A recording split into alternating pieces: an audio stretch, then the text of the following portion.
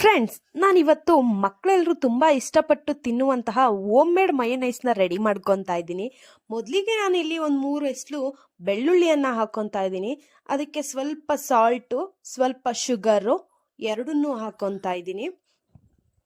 ಹಾಗೆ ಒಂದು 3 ಕಾಳು ಮೆಣಸನ್ನ ಹಾಕ್ಕೊತಾ ಇದ್ದೀನಿ.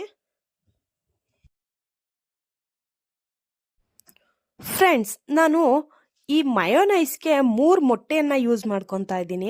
3 ಮೊಟ್ಟೆನಲ್ಲಿ ಒಂದು ಮಾತ್ರ ಹಳದಿಯನ್ನು ಹಾಕ್ಕೊತಾ ಇದ್ದೀನಿ. ಇನ್ನು 2 ಹಳದಿಯನ್ನು ರಿಮೂವ್ ಮಾಡ್ಕೊತಾ ಇದ್ದೀನಿ.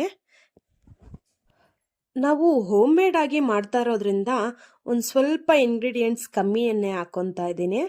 ಜೊತೆಗೆ ನಾನು ಸ್ವಲ್ಪ ಆಯಿಲ್ನ ಮಿಕ್ಸ್ ಮಾಡ್ಕೊತಾ ಇದ್ದೀನಿ. ಜಾರ್ ಮುಚ್ಚಳವನ್ನು ಮುಚ್ಕೊಂಡು ಒಂದು 5 ನಿಮಿಷ ಗ್ರೈಂಡ್ ಮಾಡಿಬಿಟ್ರೆ ನಮಗೆ ಮಯೋನೈಸ್ ರೆಡಿ ಆಗಿಬಿಡುತ್ತೆ. ಸೊ ಮಕ್ಕಳೆಲ್ಲರೂ ತುಂಬ ಇಷ್ಟಪಟ್ಟು ತಿಂತಾರೆ.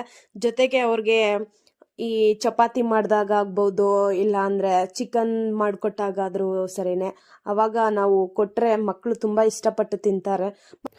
ನೀವು ಕೂಡ ಈ ರೀತಿ ಒಂದ್ಸರಿ ಟ್ರೈ ಮಾಡಿ ನೋಡಿ, ತುಂಬ ಚೆನ್ನಾಗಿರುತ್ತೆ. ಸೊ ತುಂಬ ಇಷ್ಟಪಟ್ಟಂತೂ ತಿಂತೀರಾ.